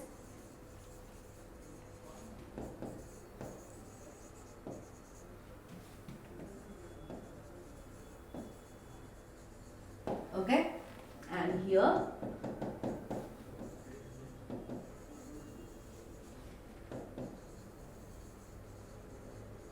higher tendency to form complexes. Alright, crazy easy, isn't it? Yes. Alright, now we have this question. Give reason and select one atom or ion which will exhibit the set property or ask property, right? Sc3 plus or Cr3 plus, which one will exhibit diamagnetic behavior? Let's take a look at it. It's very easy actually. Sc3 plus, okay, let's take a look at it. Where is my pen? Where did it go? Here it is, okay. Sc has what? Atomic number is 21, scandium is 21. So 21, that means 3d1 4s2. Am I right? Now Sc plus 3 will be what? Plus 3 will have noble gas configuration. If it is noble gas configuration, my dear student, noble gas configuration will always be diamagnetic, right? So yes, this will be the answer. Sc plus 3 will be the answer. Okay, this is the answer. Now second, Cr or Cu, high melting point and boiling point. Let's check it out. Now Cr, if you take a look at the atomic number of Cr is what? 24, isn't it? Cr is 24, scandium, titanium, vanadium, chromium, right? 24. So 24 means it is 3d5 4s1. Am I right? Yes. So that means there are 6 unpaired electrons. 6 unpaired electrons can form metallic bonding. Yes, can form metallic bonds.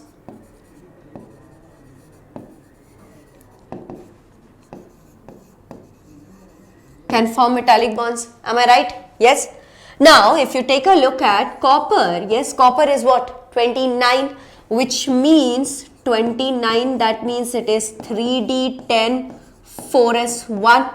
Yes, which means only one unpaired electron. Okay, only one unpaired electron, and that means that Cr here will have higher melting point and boiling point than copper. Understood? Okay, easy peasy, biryani is tasty. Absolutely right. Now let's move ahead. Okay, next question. Out of COF6 and COEN3, 3 plus, which one complex is paramagnetic, more stable, inner orbital complex and high spin complex? Atomic number of CO is 27. Let's do this, guys. CO, right? Cobalt is 27. Cobalt is 27. That means 3d7 4s2. Now cobalt is in plus 3 state, so that means it is 3d6. If I make it like this here, that means 1 2 3 4 5. So 1 2 3 4 5 and 6. F is weak field ligand. WFL, weak field ligand. No pairing will happen. If no pairing happens, that means it will form 1 2 3 4 5. So 1 2 3 4 5 6. Yes, then it will take S, it will take P3,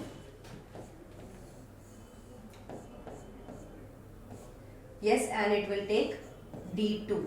So this will be the hybridization. Yes, S P3 D2 hybridization, right? And what is this? Outer orbital complex. Outer orbital complex, yes. Plus there are unpaired electrons, so paramagnetic.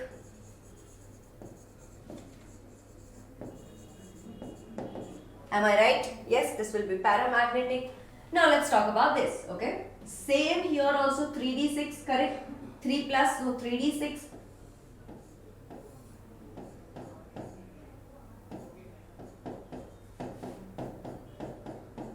Correct? Yes? Yes, am I right? Now En. En is a strong field ligand, so pairing will happen. Yes, En is a strong field ligand, so pairing will happen. That means this and this, right? Now CO with En, right? CO plus 3 with En. So what will happen? See, 1 2 3 4 5. So 1 2 3 4 5 6. Yes. Now En will require what? En will require 6 rooms. So D2 S and then P3. Yes, S P3. This is the hybridization. Yes. So D2 sp3 hybridization. And what is this? This is an inner orbital complex, am I right?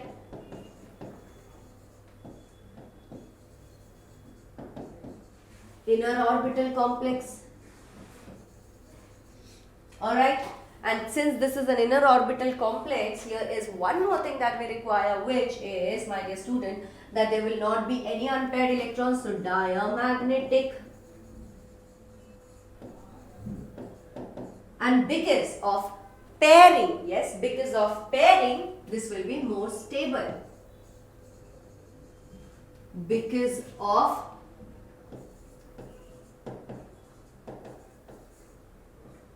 pairing of electrons, more stable. This will form a more stable complex. Correct, everybody? Easy peasy? Yes? Very easy. A hybridization, once you understand, there is nothing to be scared of. Nothing absolutely to be scared of. Now, this is also one important question, everybody, and when I taught you coordination compound, I have taught you this also. So let's check it out. First, we will be writing the IUPAC name. Okay, so to write down the IUPAC name, obviously we will need oxidation state. So X plus 2, 0, En is a neutral ligand, yes, plus 2 minus 1 is equal to 0. Okay, so that means that X minus 2 is equal to 0, which means that X is equal to plus 2. Plus 2 is the oxidation state of platinum. Now let's write down the name. The name of the compound will be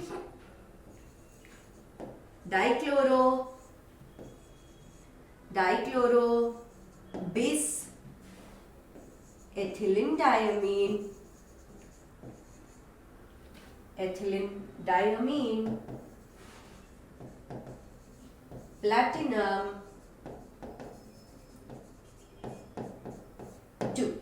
Now we know that geometrical isomer for this complex is only given by cis isomer. Okay? Yes, the cis isomer will give you the geometrical isomer, geometrical isomerism. Okay, so that means let's draw it out. Cis isomer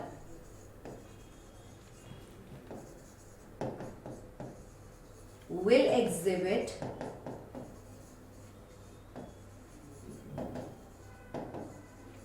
geometrical isomerism, which means if we have to draw the compound, let's draw it here. PT, yes, 1 2 3 4 5 6, and then we will draw it here again. 1 2 3 4 5 6. Okay, so either it can be Cl En, right, or it can be Cl En and En. So this will be our dextro and this will be our levo, right? See, this is rotating this side, this is rotating this side. Correct? Easy peasy? Absolutely right. Biryani is tasty. Now, this is again one more repeated question that we have studied a lot of times. E naught value of Mn2 plus Mn is negative, whereas for Cu2 plus Cu is positive. Check it out, everybody. Check it out here. Mn, yes, manganese is what? 25, my dear student. That means it is 3d5 4s2. Now, if manganese goes to Mn plus 2, yes, what is it? 3d5, yes. But due to half-filled electronic configuration that is present in Mn plus 2, the value will be negative. Yes, so let's write it down. Due to half-filled stability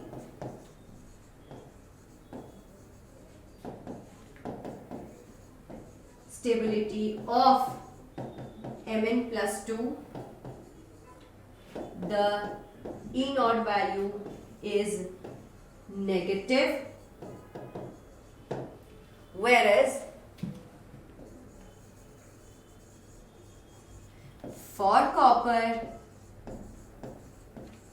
hydration enthalpy, same thing guys, same thing, okay? Hydration enthalpy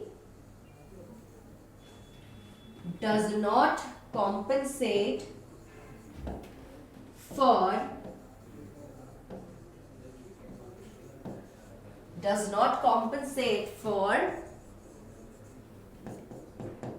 ionization energy and sublimation energy. Got it? Yes. Now actinoids, they show irregularities in their electronic configuration. Why? Why? Actinoids, they show irregularities in electronic configuration because because of due to F0, F7, like empty F7 and F14 electronic configuration of 5F. Okay, F14 electronic configuration of 5F. Alright, yes. Now 5F already 5F can show these many. Apart from that, another reason would be, my dear student, that the 5F, 6D and 7S, the energy gaps are so less. Okay, the energy gaps are so less that they can, all of them are right there. The penultimate shells are also very close to the ultimate shell, which is why the irregularities are seen more in actinoids. Alright everybody, got it? Now this is, I think, the last question and one of the most important question from the what? From your, remember that manganese, potassium permanganate, that question everybody, that question. So let's try to solve it. Fe2 plus MnO4 plus H plus. Okay, so how are we going to solve it? How are we going to solve it? Here. So Fe2 plus, right? Fe2 plus, that means we are going to take here 5 Fe2 plus. If you remember, it's there in your exam, it's there in your NCRT, right? 5 Fe2 plus MnO4 minus plus, I think we had taken 8 hydrogen plus, right? Yes, we had taken 8 H plus. This will give you what? What will it give you? It will give you Mn plus 2. Yes, it will give you Mn plus 2 plus 5 Fe plus 3. Alright, and then what are we left with? We are left with 4 H2O. We will get 4 H2O. This is how you solve it, right? Same, see, Fe, 5 Fe, 4 H2, so 4 2s are 8, 8 H, here O, 4 O, Mn plus 2. Yes, balanced. Next is MnO4 minus plus H2O plus I minus. Okay, let's write it down here then. MnO4 minus, how many MnO4 do we have to take? We will take 2 MnO4, okay? Let's take 2 MnO4 minus plus, how many H2O we will take? We will take, let it be as H2O plus I minus. What will we get here? We will again get 2 MnO2, okay? 2 MnO2, yes, plus IO3 we will get, yes, IO3 minus, plus we will get 2 OH minus. That's it, guys. That's it. And with this note, everybody, the last top 10 revision tips I'm going to tell you. Firstly, what you do is rise and shine. See, a lot of people say this, but I am not asking you to wake up early. Your wish. If you think that your mind works better in the evening, your mind works better in the night, do that. Sleep well though, sleep well. Have your breakfast, don't skip your meals. Not a single meal has to be skipped. Don't think that, oh my god, I don't have time, I have to study so much, so I'm going to skip meal. No, never do that. Yes, log off. You switch off all the devices that you have, your phone, your laptop, your everything. And nothing should be on, okay? After that, try solving past papers. Get colorful, but don't make it this thing also, drawing book also, that all the colors in the world you will use, because then you are only going to focus on the colors and you are not going to study, okay? Always stick to the plan. Always stick to the plan. Do not deviate from the plan now. Now is not the time. You take as many breaks that you want, okay? Follow that technique where you study for 20 to 25 minutes, then take a 5 minutes break, okay? Then again do that same, again do the same. After repeating this for 4 times, then you take a half an hour break, okay? Then you take a longer break, alright? Try teaching yourself. Just go stand in front of the mirror and start teaching, okay? Do these things and do not skip your sleep, my dear student. You don't have to go for last minute revision. It's okay. You have revised enough. Just go to the exam hall, calm your mind. With this note, now let's move on towards our next question and let's try to solve it. Here we go, okay? Yeah, here is E naught value for Mn3 plus or Mn3 plus Mn2 plus couple is much more positive than for Fe3 plus Fe2 plus. Let's try to solve it. I think this is easy. This is absolutely easy. Once again, what we have to do is for A, right? E naught value Mn3 plus Mn2 plus. Now check it out. Mn, what is manganese is atomic number? Atomic number is chromium, then manganese. So 25. 25, that means it is 3d5 4s2. Am I right? If it is 3d5 4s2, that means Mn plus 2 will be is equal to 3d5. Yes, this will have half filled stability. Am I right? This will have half filled stability, correct? Yes. But Mn plus 3, you check it out, Mn plus 3 will have what? 3d4. Would it like to be in this position? No, right? It will prefer the 3d5 half fill stability over 3d4. Isn't it? Yes, it will. Now, let's check it out for iron here, okay? Fe. What is Fe? Manganese, after that iron, right? After that it is iron. So, that means iron has atomic number 26, which means it is 3d6 4s2. Am I right? Yes. Now, check it out here. Fe plus 2. Fe plus 2 will have 3d6. It would want to give away another electron so that it can go to the Fe plus 3, which is 3d5. Once again, half fill stability. Half fill stability, do you see it?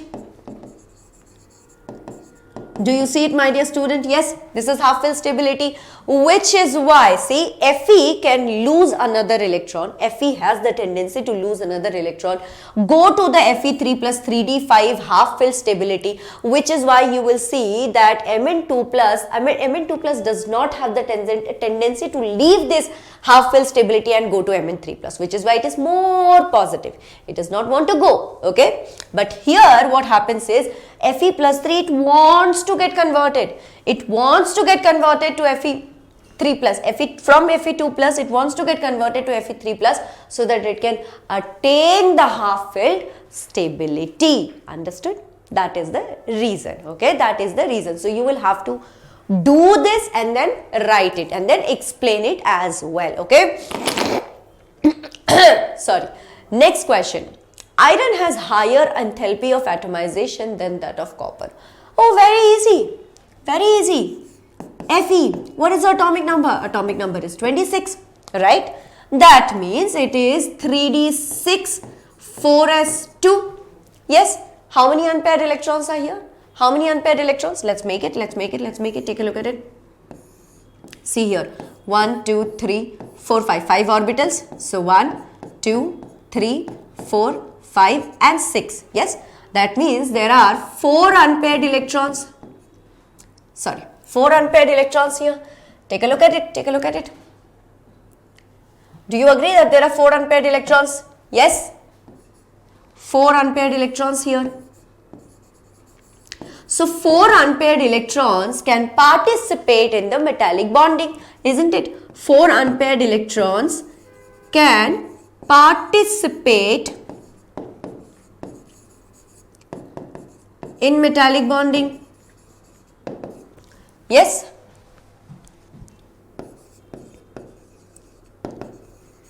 Whereas copper is what? 29. Yes. That means 3d10 4s1, 1 unpaired electron, my dear student. That to just 1 unpaired electron. So, in here it has only 1 unpaired electron. 1 paired electron to form metallic bonding. Which one will be weaker? Which one will be weaker? Yes, copper will be weaker. No, this is stronger, isn't it? Yes, iron has a stronger metallic bonding. So, let's write it. Fe has stronger bond hence higher enthalpy of atomization.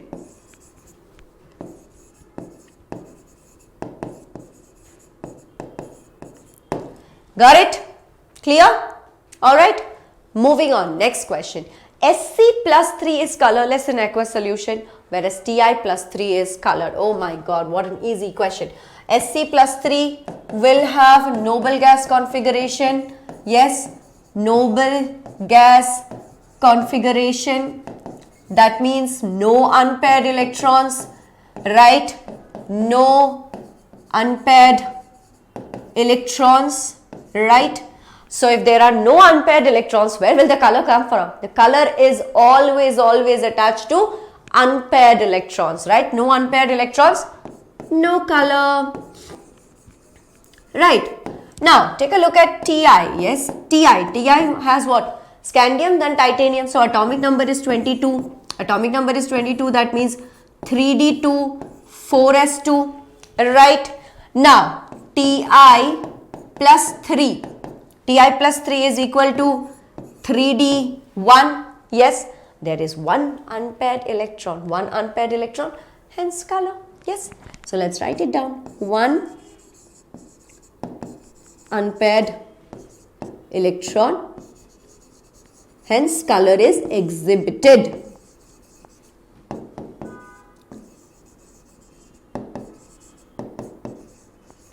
Hence color is exhibited. Okay, understood? Once again, easy peasy, biryani is tasty. Are you guys writing that down or not? Every time I explain and every time you understand something, write that down. Easy peasy, biryani is tasty. Okay. Alright, moving on everybody. Write the formula of an oxoanion of chromium Cr in which it shows the oxidation state that is equal to its group number. What do you think, guys? What do you think? I know that you know it. I very well know that you know it. Come on. Let me know. What do you think is the answer? Alright, 5, 4, 3, 2, and 1. Don't you remember? Remember till you know they were corresponding to the group number, always. Okay, let me tell you. It is definitely Cr2O7 2 minus. Here the oxidation state OS of chromium is +6 and group is also 6, isn't it? Check it out. Find it. What it will be? 2x. O always carries what? Oxygen always carries 2 minus, right? Oxygen always carries 2 minus, isn't it? So 2 into 7, 7 2s are 14, 14, yes, and then here also it is 2 minus, this is 2x. So if you calculate it all over, you will get +6. Check it out. You can check it out, my dear students. Yes, go ahead, do that for yourself and find it out. All right. Okay. Yeah. Okay. Moving on from here.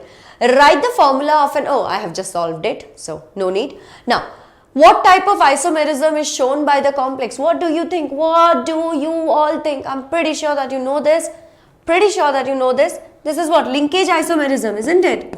Yes, the first one is linkage isomerism. Linkage isomerism, what happened? Is it linkage isomerism? Guys, be honest. What am I doing here? Is this linkage isomerism? Not at all. You are wrong, guys. I actually wrote it wrong just to test you. Is this linkage isomerism? No. Linkage isomerism happens in ambidentate ligands. Whenever you have ambidentate ligands, that's when linkage isomerism occurs. This is coordination isomerism. Okay. This is what? Coordination isomerism. Very good. To all those who pointed out on the chat box, ma'am wrong. Yes, you are absolutely right. Coordination isomerism. Alright, this is coordination isomerism. Good. Okay, why a solution of NiH2O6 2 plus is green while a solution of NiCN4 2 minus is colorless? Alright everybody, take a look at it. Just by looking at the compounds you can see that Ni, the central metal atom is same. Yes, in both the cases central metal atom is same. That means that it completely depends on the ligand. Now here we can see that Cn is a strong field ligand. Cn is a strong field ligand, whereas H2O is a weak field ligand, right? So Cn will pair the electrons up. Yes, Cn will pair the electrons up. Will pair the electrons. There will be no unpaired electrons left. There will be no unpaired electrons to exhibit color. Okay, to exhibit color. But H2O will not pair the electrons up. Sorry, I wrote will not the. It has to be will not pair the electrons up. Okay.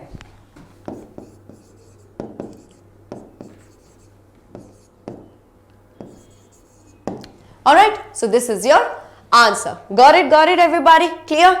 Moving on, write the IUPAC name of the following complexes. Guys, do you see in every question paper, IUPAC name has been asked. So don't skip it. Don't skip it. You will lose out marks, okay? So let's check it out. First things first, for cobalt, right? X plus 5 into 0. Yes, CO. CO has how much charge? CO has how much charge? Oh, did I say CO? Sorry, it is CO3. Yeah. Sorry. It's CO3. Okay, CO3 has -2 charge. Okay. Why is eraser on? 1 second, guys. Yes. Plus CO3 has -2 charge, right? So I'm gonna write -2 here. Okay. Now overall charge there, this is -1, so this should be +1, right? So 5 zeros are 0, so X is equal to -2 goes there, that means +3, okay? Alright, so oxidation state we have calculated, it is +3. Now we are going to write the name. So the name would be pentamine, okay? Yes, carbonato,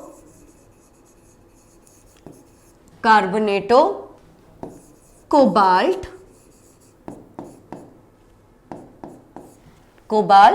then fluoride. That's it. Easy peasy, right? This we have become a pro in it, right? We have become a pro in how to write coordination compounds IUPAC name, isn't it? It can't get easier than this. We all know that, right? Chalo, moving on. Next, transition metals, they form a large number of complex compounds, and why? Next question is, the lowest oxidation state oxides or lowest oxides of transition metal is basic, whereas the highest oxides, they are usually amphoteric or acidic. Why so? Okay, so first of all, let's answer the first one.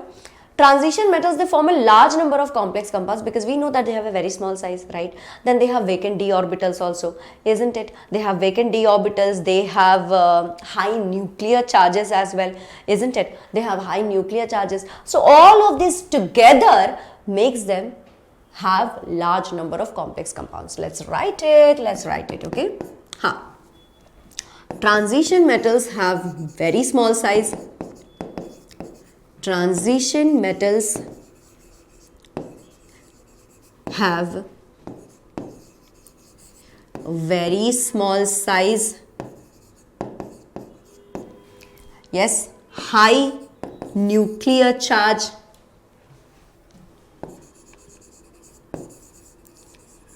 High nuclear charge and availability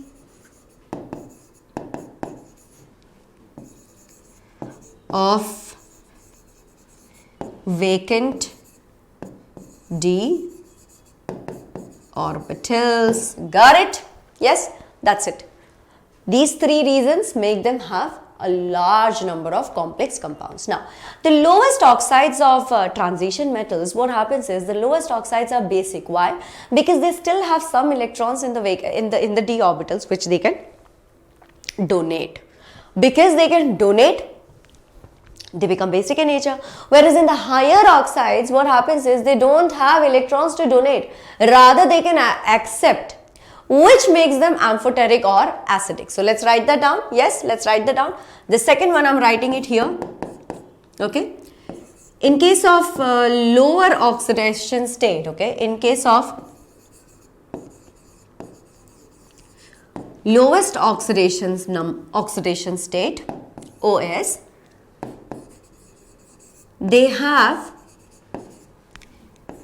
electrons in d orbital to donate.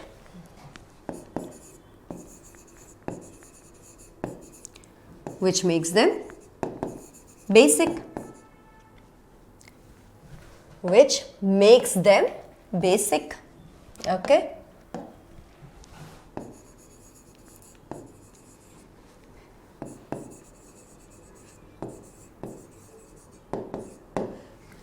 And in case of higher oxidation state,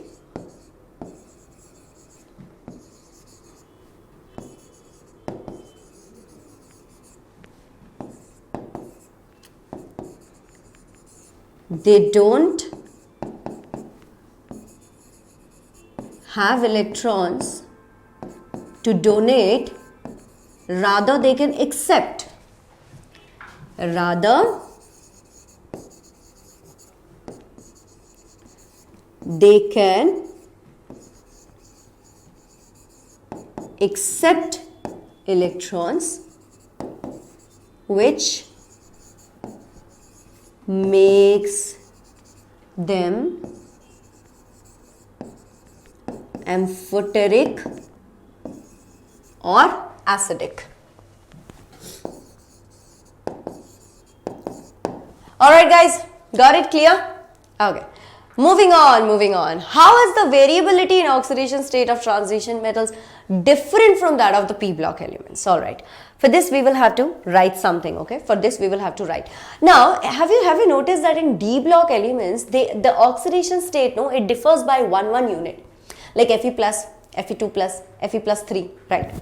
Whereas in case of p block, you must have seen that that increases by 2 times. Sorry. Like Sn plus 2, Sn plus 4, right? That's what happens. Next thing is what happens in case of d block elements. Yes, the heavier metals have higher oxidation state which is more stable. Whereas in p block, the heavier metals have lower oxidation state which is more preferable for them. Yeah, so can we write that? Let's write that down, okay? How is the variability in oxidation state of transition metal different, okay? Now, part 1. The OS of transition metal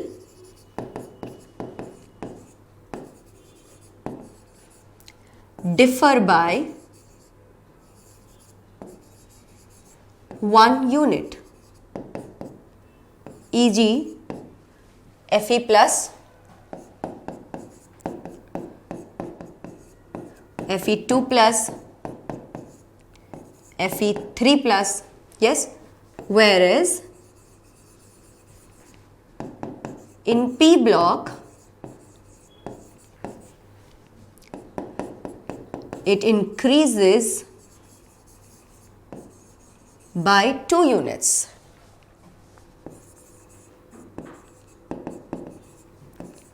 E.g. Sn plus 2, Sn plus 4. Okay. Next, the heavier elements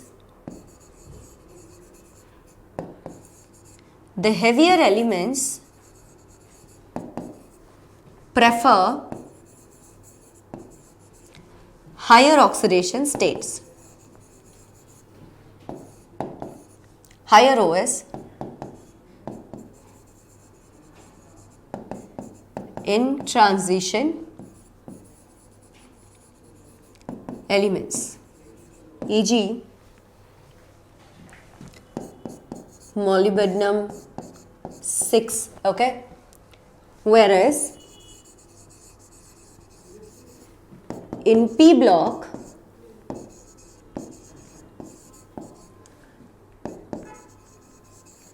they prefer lower OS. Alright?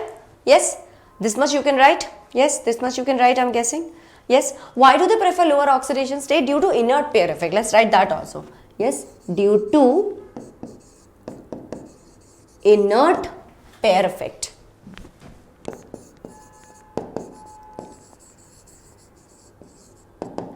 Bapre, it feels like I pretty much wrote an exam. What about you?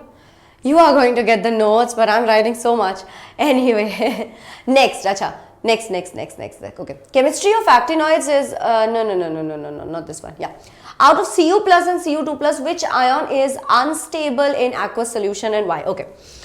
Unstable, right? Cu plus is unstable. Yes, but Cu2 plus is stable because higher IE2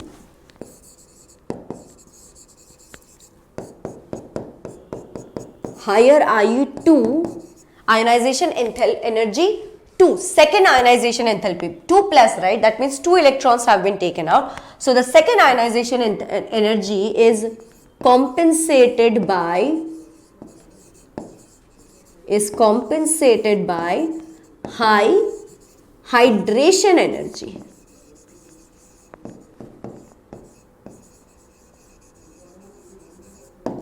Are you getting it? Yes? Got it? Clear? Amazing. Now, orange color of Cr2O7 2 minus ion changes to yellow when treated with an alkali. Why? Let's find that out, okay? Let's find that out. So, basically what happens, my dear student, is Cr2O7 2 minus plus H2 if you do, then you will get 2 Cr2O4 2 minus plus H plus ions, right? Let's write it down first of all. Cr2O7 2 minus plus H2O. H2O can be called as slightly alkaline. Yes, slightly alkaline. What will that give you? That will give you here 2 Cr2O4 2 minus, alright. And then you will also get what? You will also get 2 H plus ions, okay? 2 H plus ions. So that means that the formation of chromate ions, yes, the formation of chromate ions, correct? Yes, the formation of chromate ions is changing the color to yellow. Formation of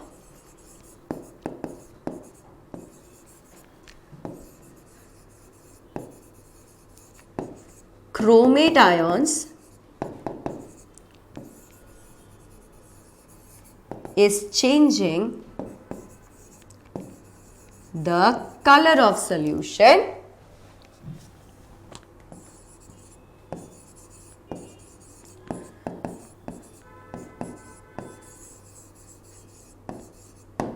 alright, clear, crystal clear, diamond clear, all clear, clinical clear, you know.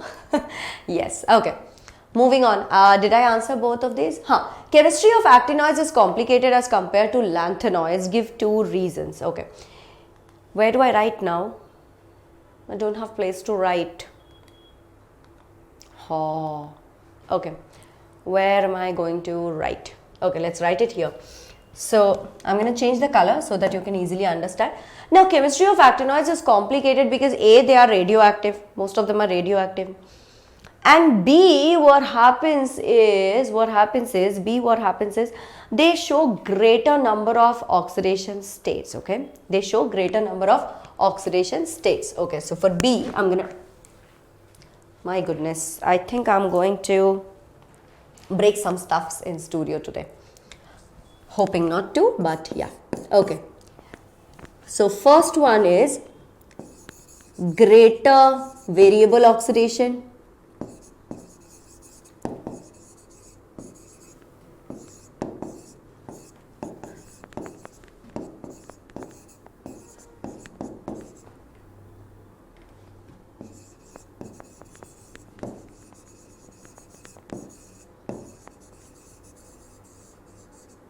Yes, because 5F, 6D and 7S, they have comparable energy. And the second one is what? Second one is radioactive. These kids are radioactive, which is why it's very hard to study them. Yes, which is why it's very hard to study them. Got it, guys? Clear? We are almost about to get to the end. Yes, almost about to get to the end. Now, what type of isomerism is shown by the complex CONH35SCN2+? This is going to be linkage isomerism, right? This is going to be linkage isomerism because SCN is an ambidentate ligand. So let's write it. SCN minus is an ambidentate ligand. All right. Hence, linkage isomerism.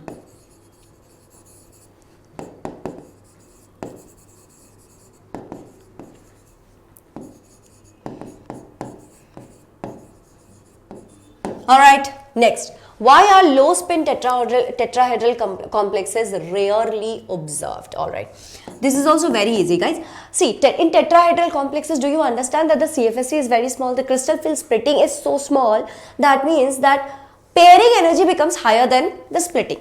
Okay, pairing energy becomes higher than splitting. That means we can write that delta T is lesser than P. P is the pairing energy.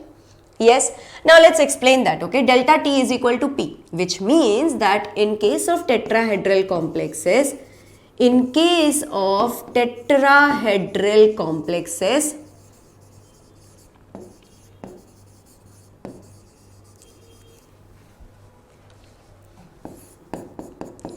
CFSE is very small, but pairing energy is high, resulting in high spin complexes most of the time. Okay, is high, resulting in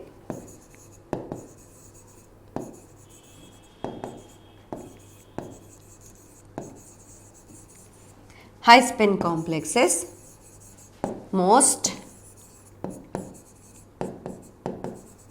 of the time. Let's understand this, bacha. So the gap is so small. Okay, remember that hostel example I gave you. Let's say that after you are done with your exam, after you're done with your NCRT CBSE exam, you're done with your JEE, now it's time for you to go to the hostel. It's time for you to go to the college, right? Let's say that you have got your dream IIT and everything, right? Now once you go to the hostel warden tells you that either you can share your room with someone in the ground floor, or you can take a room for yourself in the first floor. What will you do? You'll be like, first floor. You will run to the first floor, right? Because you can take one whole room for yourself. Privacy, of course. Privacy is much more important, isn't it? Yeah. So you'll go take the first floor. Now imagine you go to another hostel, okay? Now imagine that your friend goes to another hostel, and your friend is asked by the warden that, beta, do you want to share your room with ground floor another student, or do you want to get up to the 5th floor and have your own room? Every time you have a class, you have to get down. Every time you come for lunch and you want to take a nap, you have to get down. Every time you want to fill the water bottle, let's say, you have to get down. Every time you want to buy a pen from the hostel store, you have to get down. Yes, every time you are a little bit hungry, even if you want to eat Maggie, you have to get down. Would you want to do that? 5 from the 5th floor, you want to get down, and then you want to climb. Imagine, there are no lifts, my dear student. There are no lifts in the hostel. What would you do? What would you do? You will prefer to share the room, which is what happens in delta octahedral. In octahedral splitting, the splitting is so much that rather than jumping to the 5th floor, they would want to pair up with the ground state electrons. Whereas in tetrahedral, the splitting is so less that instead of sharing, they would rather jump to the 1st floor and take their own room, which is exactly what I wrote. Delta T is less than P. In case of tetrahedral complexes, CFSE is very small, but pairing energy is high. To pair the electrons, it will take more efforts. Yes? I'll have to convince you. Better take the ground floor. You will have a very good friend. Your friend will, teach you. Your friend will help you when you are in need. All of that sounds like bull crap. Nobody will buy that. People will love their privacy more, right? It's hard to sell, right? So you understand? So pairing will take more energy. Yes, that is, and which is why it results in high spin complexes. High spin means it's all empty. They can spin easily. They can spin easily, isn't it? So high spin complexes most of the time, okay? And with this very note, my dear student, all the very best for your exam. I hope that you rock your exam with so many questions. I'm pretty sure that 14 marks are guaranteed in inorganic, right? We will talk about the organic part and the physical part as well very, very, very soon. Yes, and I shall see ya. All the very best. Good night. Bye.